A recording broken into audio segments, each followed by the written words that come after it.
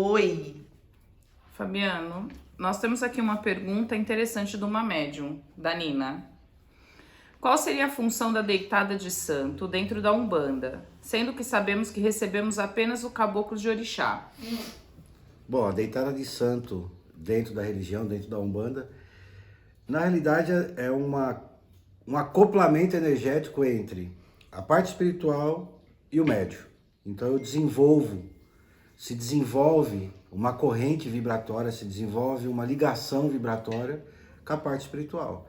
Então, o médium recolhe, faz um preceito um pouquinho mais avançado, tem a recolha, ele é servido, ele fica numa esteira, tem todos os aparamentos, né? Tem todos os apetrechos que vai ser usado na obrigação, que é para fazer a ligação. Então, a grosso modo, há uma doação do corpo espiritual aos orixás, às entidades, para eles poderem trabalhar e ter uma responsabilidade maior entre o médium e os orixás.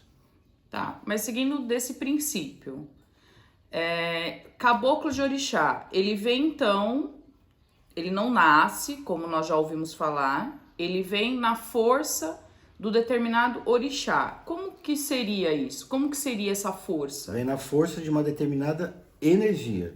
Então vamos lá. Xangô, rei das pedreiras, o homem da justiça. O caboclo, eu vou tentar explicar de um modo mais simples. Sim. Entidade, a pessoa viveu há 400, 500, 600 anos atrás, sei lá quanto tempo, vamos usar 500 anos atrás. Um pajé, o cara morreu, veio para o mundo espiritual. Do mundo espiritual, teve os seus acompanhamentos, enfim, teve toda a trajetória lá, porque ninguém sabe como é essa trajetória na íntegra, porque é de cada um, então teve sua trajetória, e decidiu, por algum motivo, vir ajudar as pessoas na Terra, como espírito, como um guia, um mentor espiritual. Esse mentor e esse guia espiritual, ele vai se preparar para isso acontecer. Eu vou dar um exemplo simples. Um preto velho que viveu na época da escravidão, essa tecnologia toda nossa, ele nem sonha que poderia existir. Mas quando ele está no mundo espiritual, ele tem que estar à frente dessa, não só da tecnologia, como de todos os nossos problemas. Hoje vivemos um problema psicológico muito grande. Síndrome do pânico, enfim, síndromes pra caramba. Então esse espírito ele tem que estar muito evoluído para poder me dar orientação. Se pega um espírito de 500 anos atrás, coloca ele no dia de hoje e vai falar para o médium, olha, você sofre de síndrome do pânico, como que o cara vai ajudar? Como esse espírito vai ajudar? Não tem como. Vai ajudar energeticamente, em orações? Não tem. Se não trabalhar o psicológico, não tem como. Então esse espírito está elevado. Então esse pajé morreu, subiu para Aruanda, para o céu, para onde quiser, aonde cada um entende que vá. Ele sobe lá, vai passar um tempo lá, vai decidir voltar, tem que estudar, vai ter que se aprimorar, vai ter que se adaptar às novas tendências da Terra, o ser humano, a região. Então tem uma infinidade de fatores para que essa entidade volte em Terra. Aí esse cara volta para a Terra para ajudar. Como ele vai ajudar? Bom, é um espírito muito elevado. Quando eu falo cara, não é desrespeito, tá? É a minha forma de falar dos nossos amigos espirituais.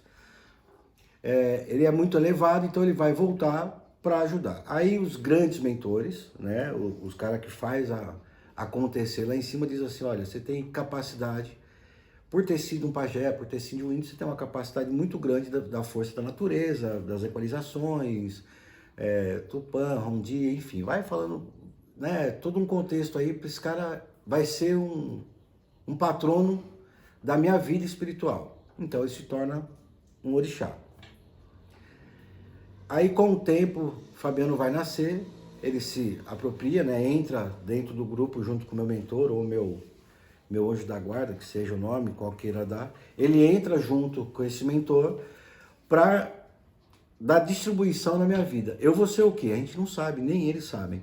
qual é a minha pretensão religiosa? Eu vou contar um breve relato. Eu até os meus 9, 10 anos eu era ateu, eu não acreditava em nada. Então, eu acho que eu fui a pior decepção da parte espiritual que se preparou para isso. Falou, pô, se preparou pra caramba e esse cara vira ateu. Não acredita em Deus, não acredita em nada. Enfim. E aí há um trabalho, não tem como precisar esse trabalho, como eles fazem para a gente se aproximar de uma determinada religião, seja qual for a religião. E aí começa o princípio. Então eu decidi vir para a Umbanda, fui em Candomblé, fui budista, fui para tudo que foi lá que vocês possam imaginar, frequentei terreiro, eu era farinha em dendê de terreiro, eu estava em tudo que era terreiro. Então vai se aprimorando e chegou o momento da minha vida que eu achei que eu tinha que ir para a religião, e aquela que eu mais me adaptei foi a Umbanda, por eu ter a possibilidade de conversar direto com o espírito. Não tem ninguém jogando, respeito pra caramba, tenho muitos amigos do Candomblé, mas não tem ninguém jogando, ninguém falando em nome de Deus, em nome do Espírito Santo, não tem ninguém sendo o comunicador do que eu tenho que fazer, do que eu tenho que ser. E aí esse espírito, ele vem e passa a ser o meu orixá. No meu caso, é o Caboclo Raio de Sol, denominado Caboclo Raio de Sol, é o nome dele. E esse caboclo, esse índio, né? Esse índio, chamado Raio de Sol, passa a ser caboclo de Xangô. Então, sou filho de Xangô, sou filho de Xangô Agodô, e quem traz essa energia das pedreiras, das matas, das cachoeiras, enfim, de todos os pontos de força, é um caboclo. Tá? Então, você quer dizer, para mim, para todos nós, que um representante, não sei se podemos falar dessa forma, um caboclo de orixá, ele foi um ser vivente. sim. Apesar dele ser uma divindade, ele é um ser vivente. Sim. Do qual morreu, foi escolhido e estudou. Tá. Então, eu queria entender, se você puder me explicar, tem determinados lugares que nós vamos e tem gírias específicas para determinado orixá. Então, você chega numa festa, vamos voltar então continuar no Xangô. Uma festa de Xangô, sendo que todos os filhos dessa casa têm a incorporação de Xangô. Como isso é possível? Se eu sou filha de Yansan, e como que é possível se eu trago, desde a minha nascença, a parte energética, minha mãe de cabeça é em Yansan, como você explica a minha incorporação de Xangô, por exemplo? É inexplicável. Só para concluir, o orixá ele não é um ser divino, é um ser divinizado. Ele passa por um processo de espiritualização quando ele parte da Terra, e ele passa nesse contexto de ter um conhecimento e o domínio de uma força natural, uma força da natureza mais aprofundada, né? Então, esse é o motivo que dentro da religião tem Xangô das Matas, Xangô da Cachoeira, Xangô, tem algum rompimato, algum matinada, tem qualidades desse orixá, porque são dos domínios específicos de cada orixá. Eu, nesses 30 e poucos anos que eu estou na religião, já vi acontecer isso em terreiro, não compreendi, não compreendo até hoje, porque eu sou cético, né? Seres humanos são todos céticos, recebemos e emanamos 7 energias. Então seria coerente eu dizer, se eu sou receptivo a 7 energias, eu sou receptivo a 7 orixás, ou 21 que seja. Então se eu sou receptivo, por que não quando faço minha obrigação, eu tenho um pai? Eu vou te dar um exemplo. Você é filha de Yansan, aí você vai no terreiro do Zezinho do Malacá, é um nome que eu estou inventando agora, você vai lá e recebe todas as linhas, toca todas as linhas, recebe todas as linhas. Então são todos orixás. Concorda que a sua mãe não é Yansan, são todos orixás? Se desfocou isso daí. Ah, mas são caboclos, e caboclos ele pode incorporar. Se eu tenho uma força suprema de um ser divinizado, não consigo e não tenho a possibilidade de eu trabalhar, de eu ter mais de uma energia potencializando. E qual é esse domínio? Eu sou filho de Xangô. Então, o domínio energético do meu corpo, quando eu nasço, ele tem as raízes dentro das forças de Xangô, que são denominadas um monte de coisa. É por isso que existem as características do orixá. Até mesmo o signo dá muita característica. É difícil uma pessoa que tem um signo e não tenha correspondência com ele. Então, eu, Fabiano, não acredito que um médium consiga trabalhar e incorporar diversos orixás. Isso para mim, eu não acredito. Não é errado, não é certo. Eu sou um cara coerente, eu gosto do negócio que eu possa entender. E se na minha casa um médium incorporar todas as entidades, eu não vou entender, não vou saber quem ele é filho, não vou saber a raiz energética dele, não vou entender o cara nunca. Então, quase difícil, quase impossível não. É impossível cuidar dessa pessoa.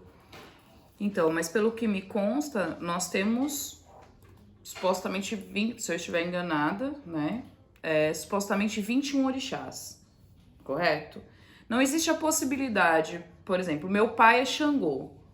Eu estar num trabalho numa casa e ter uma festa de Xangô e de repente, apesar de eu ser filha de Yansan, o Xangô, que é meu pai, se apresentar nessa festa? Difícil, porque há uma coerência. Se eu sou séptuplo, a cada 7 anos eu abro uma corrente vibratória. Então eu sou médio filho de Xangô, trabalho por 7 anos na casa trabalho por 7 anos com Xangô. Quando eu completo os meus 7 anos, eu consigo preencher essa energia de 7 anos, eu vou entrar para os 14. Então, na minha festa de 7 anos, ou seja, na minha coroação para uma zeladoria com 7 anos, eu abro a segunda camada energética minha. No meu caso, Oxum. E depois, 14, uma outra. Porque você tem que ter esse tempo de conhecimento energético. E o tempo de conhecimento energético de cada orixá é 7 anos. Não tem como ser menos. Entendi. Deu para entender mais ou menos. Mas isso é o quê? Na doutrina da nossa casa? Você acredita que é dessa forma? Eu acredito... Ou você tem um estudo baseado nisso? Eu passei alguns anos estudando, só para deixar claro, é minha esposa, tá? Eu passei alguns anos estudando, polêmica, em Yansan, e cheguei nesse contexto. É um contexto racionalmente lógico. Racionalmente lógico. Eu sou filho do meu pai, sou nascido do meu pai e da minha mãe. Humanamente possível eu ter 2 pais de sangue. Então, energeticamente, eu tenho um orixá de sangue. Então, como chega o segundo orixá? Esse segundo orixá chega depois de 7 anos que eu completo todo esse ciclo. Dentro da casa de Pai Benedito, nesses anos todos, fevereiro agora do ano que vem faz 20 anos, nesses 20 anos na casa de Pai Benedito, é o que nós conhecemos, que nós estudamos, e que todos os mentores da nossa casa, Pai Benedito, Marabô, Ventania, Zé dos Coco, Sete Mares, todos esses caras na nossa casa, eles têm essa premissa. Não foi implantada por mim, não foi implantada por quem quer que seja.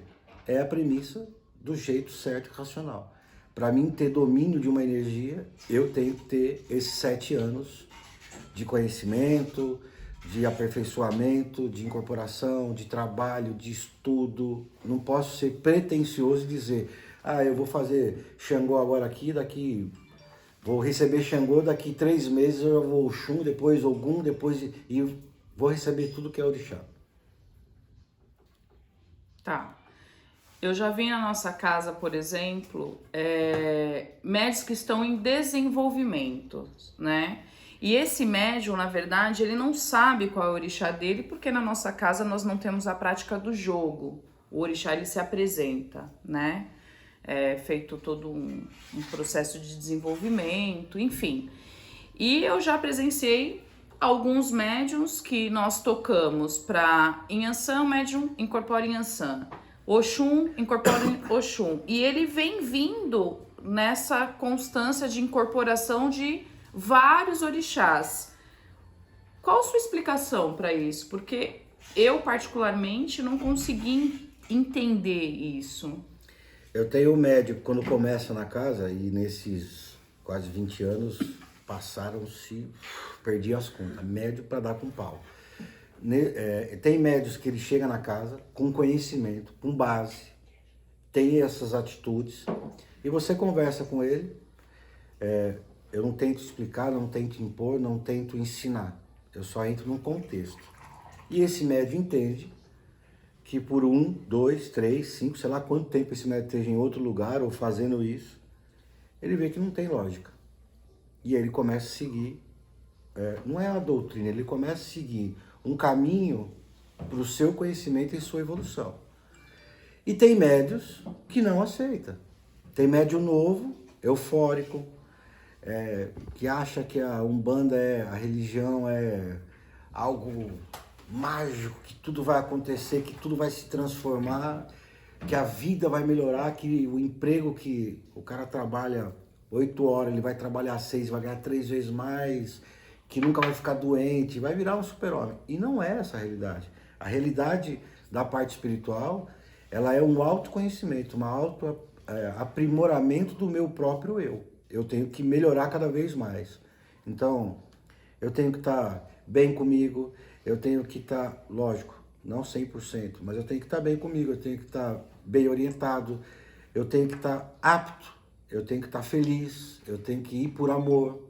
Qual é o médico que vai na casa, seja lá qual for, não é só casa de Benedito, que recebe um valor para trabalhar? Ninguém recebe. Pelo contrário, a gente se doa mais, tanto financeiramente como a nossa própria vida. Então, por intermédio da espiritualidade, desculpa, nós vamos mostrando para esse médium, para o novato, ou para o noviço, ou para o iniciante, nós vamos mostrando para ele que a racionalidade de fazer um trabalho e um desenvolvimento aonde eu consiga ter domínio do que acontece comigo, ter conhecimento do que acontece comigo, é muito mais vantajoso, muito mais prioritário para ele mesmo e mais fácil de conhecimento. Tem médico que chega e fala, eu tenho 5 baianos. Beleza. O que eles fazem? Qual é a forma de ação de cada um? Não sabe nem o primeiro qual que é a forma de ação. Então é isso que a gente entra nesse contexto. O aprimoramento e o conhecimento, um passo de cada vez, e aquele ditado que eu disse em um vídeo atrás, o menos sempre vai ser mais. Tá, entendi. E aí eu quero saber também, assim, nós já recebemos alguns médiums, ou até mesmo uma assistência, que veio de outra casa, de outra doutrina, e esse médium recolheu alguns do candomblé que fizeram a recolha, rasparam o cabelo, não sei como que chama, porque não tenho conhecimento do candomblé. Catular, muzeizar. Isso. E eles foram feitos no santo, né? Como eles chamam, o orixá se apresentou. E aí ele chega na nossa casa e não é daquele orixá. E aí nós vamos partir do quê? Você, como você disse, quando nasce, o caboclo do orixá, ele escolhe aquele médium. Então, vamos partir de Xangô, escolheu aquela pessoa que nasceu, ela vai ser filha de Xangô, ela foi para outra casa e foi feita de Ogum. Como que se explica o orixá aceitar, se ele não é o pai dessa pessoa, ou vice-versa? Como fica Xangô nessa situação? O ser humano, ele tem o livre-arbítrio dele, né? Eu posso ir para uma casa, sou filho de Xangô, e chegar lá e me falarem... Aconteceu comigo, tá? Eu não vou dizer aonde, mas Foi proposital essa pergunta? Numa estrutura muito grande, em São Paulo, bem ao caso. Bom, quando eu cheguei lá, eu tinha pouco tempo de religião, acho que eu tinha uns 13, 14 anos, 12 anos de religião. Não fui para desafiar, eu fui para conhecer. E acabaram me pegando pelo laço, me levaram, colocaram um buzo na frente, um cestinho tudo bonitinho, tudo organizadinho. A mãe sentou na minha frente, vou jogar para você. Eu falei, tá bom, joga aí, mãe. Sua bênção, obrigado, axé. E ela jogou. E eu senti a presença de 3 espíritos aqui atrás de mim. Gente, não era espírito não, era 3 médios que estavam aprendendo a ler. Aquilo me incomodou um pouco, fiquei incomodado, mas tudo bem. Tudo pela prática, tudo pelo aperfeiçoamento. E aí se jogou e ficaram um olhando para o outro, e vira para eles 3 ler, e vira para cá, e vira para lá. Eu fiquei olhando aquilo tudo. E aí falaram assim, eu escutei um falar, mas parece um carrinho. Não, não é um carrinho, não, parece...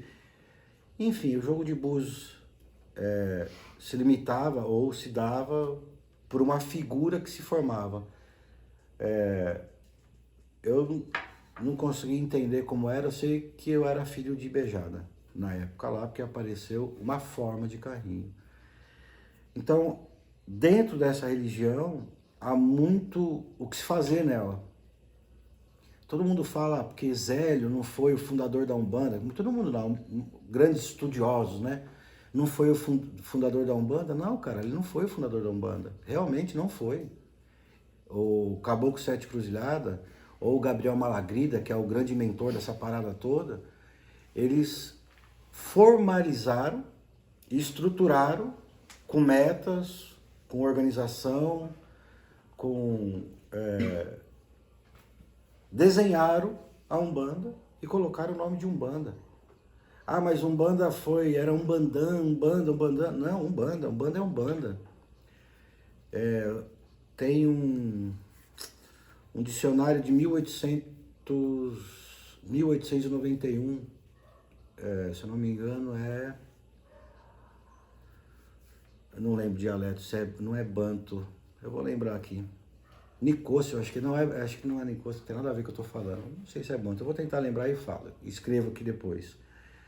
E lá já se referia, nesse dicionário africano, já se referia a Umbanda. E a Umbanda já se referia nesse dicionário como a comunicação, os recados dados e vindos de espíritos desencarnados.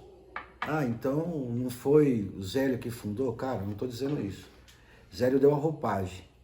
Zélio, Caboclo Sete Cruzilhada, Gabriel Malagrida, toda essa estrutura que se formou foi justamente para organizar e dar um caminho, porque não tinha. O brasileiro é aquele jeitinho em tudo. Então, na época que começou, na época da escravidão, os feiticeiros e aquela furdunça, aquela bagunça toda, começou a se perder. Então, o povo começou a ter medo, né, em vez de ter respeito. Não tinha, era menos curiosidade e mais medo. Então, vieram para formalizar essa estrutura toda. O orixá meu é Xangô, foi dado Ibejada. Beleza, vamos embora, respeitei, agradeci e vamos seguir a vida. Sua pergunta, o médium chega na casa, ele fez o santo, catulou, muzenzou, deitou, raspou, fez tudo que tinha que fazer para Xangô. E aí chega na casa o cara de Ogum. Gente, não sou eu que dou santo. As entidades da casa, os mentores, Pai Benedito, Zé dos Coco, esses caras também não dá santo. É o tempo. Então o que a gente faz? Trabalha nesse médio tempo. Vai trabalhando. E quando menos se espera, o orixá, o caboclo de orixá, que é o divino detentor dessa energia, se apresenta. E ponto. E aí o médium é uma decepção. Só que é uma decepção, lógico, que o médium encara como um lado positivo da coisa, na realidade. Fiz tudo isso, e agora? E agora fica o ensinamento, fica seu conhecimento, fica a sua propriedade dentro desse orixá. É isso que você não tem como desfazer e jogar fora o que você já ganhou, ou o que você já tem. Mas é o tempo, isso tem que ter muita calma. Casa de Pai Benedito não é a solução para quem tem santo. Não adianta pensar nisso, nenhuma casa é. Eu acho que ninguém é capaz disso. É o tempo. Então, isso já aconteceu vários, o orixá acaba se apresentando e vai naquela balada, e quando a gente vai ver, o médium já sabe que o orixá dele é aquele, com calma, a gente só, lógico, confirma, né, para ter a certeza. É feito 3 tipos de confirmação. Tá confirmado, beleza, a gente só continua o trabalho dele. Sim, mas voltando à minha pergunta, porque você se aprofunda, né? Quando o médium vem, nossa, esse papel não foi legal. Melhor a gente falar, deixa o seu like, segue, inscreve-se que vai ter bastante coisa legal. Quando o médium sai da nossa casa ou ele vem de uma outra casa com esse orixá feito em sua cabeça, como que é feito para tirar e vir um orixá que é o correto, que faz, que é o dono da sua energia, o dono do seu ori, dono da sua cabeça? Qual é o risco que um médium corre, na verdade, de fazer um santo errado? Tem uma pessoa aqui da nossa produção que tá dormindo, então a gente tá crendo que tá chato o negócio, tá bom? É concentração. Tá se concentrando. Eu sou não, que eu tô tentando. Brincadeiras à parte, Mas só pra dar uma descontraída. A realidade é assim, se eu tenho meu livre-arbítrio, vou na casa do Geandro, pai Geandro de Ogum, e lá ele me faz filho de Abaluaê, também já fui filho de Abaluaê. Faz filho de Abaluaê, faz toda obrigação, faço tudo, eu acredito naquilo, Eu tenho fui de fé. Iemanjá. Já pensou? Não sei qual é pior, vou deixa pra lá. Ah, E aí faz tudo isso. Paro, não é aquilo que eu queria, e vou para uma outra casa, seja a casa de Pai Benedito, Pai José, Pai Mané, seja qual for a casa. E lá tem a mesma postura da casa de Pai Benedito, né? A calma, muita calma. A gente tem uma entidade nossa lá da casa que fala calma, calma, calma. É irritante, mas é funcional. E aí com o tempo, meu orixá Xangô vem, se apresenta.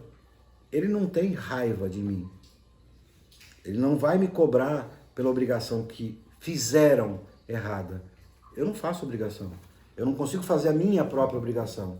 Eu tenho que ter alguém que tenha conhecimento, pseudo-conhecimento, para fazer essa obrigação. Ah, então ele vai cobrar o pai de santo, a mãe de santo, o zelador, orientador, sei lá, agora tem uns nomes diferentes aí. Vai cobrar? Não, não vai cobrar. É uma questão harmônica. Então, tudo aquilo que você aprendeu quando você fez o santo de Ogum, de Abaluaê, na casa do pai Geandro de Ogum, pai Geandro é o médium da nossa casa e logicamente a gente está brincando, tá? Tudo isso que eu fiz eu perdi, eu abandonei, eu deixei para trás. Não, você ganhou conhecimento, você ganhou bagagem, você ganhou racionalidade dentro daquilo que você faz. E a nossa casa, ela é isso. Racionalidade. Racionalidade. Sempre tem que ter racionalidade naquilo que você faz. É por isso que o lema maior colocado na casa de Pai Benedito é esse: na dúvida, não faça. Sim, mas vamos então pro nosso dia a dia, para ver se o pessoal consegue entender aí com uma simplicidade maior.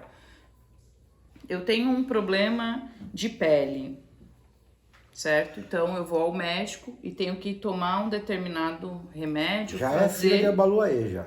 Não, sim, não é nesse sentido. Mas eu tenho que tomar um determinado remédio, correto? Só que daí eu vou num farmacêutico e ele me passa um remédio que não tem nada a ver. Você concorda que vai me prejudicar mais no meu problema? Sim. Então, como que eu trago para minha coroa uma determinada energia que não faz parte da minha vida, partindo da sua explicação energética, correto? Não traz nenhum malefício para minha vida? Malefício não traz, traz uma descompensação energética. Então, por que a pessoa sai da casa do pai Geandro de Ogum? Por que eu saí da casa de pai Geandro de Ogum, tá? Hipoteticamente, ludicamente, que era filho de Abaluaê, e fui para a casa de Pai Benedito para trabalhar na casa de Pai Benedito? Porque algo estava errado, algo não estava meu contento, algo não estava funcionando, alguma coisa que não me fazia bem. Eu não estou dizendo física, financeira, emocional, conjugal, alguma coisa que não estava me fazendo bem fez com que eu procurasse uma outra casa. E essa outra casa que eu procurei fez com que eu tivesse uma liberdade de expressão, que eu tivesse um conhecimento, um entendimento. Deixou de ter aquele negócio. Ah, o que é o fundamento, não sei do que lá. Ah, isso aí não é hora de você saber, isso você não pode saber. E só lá na frente. casa de Pai Benedito não tem isso.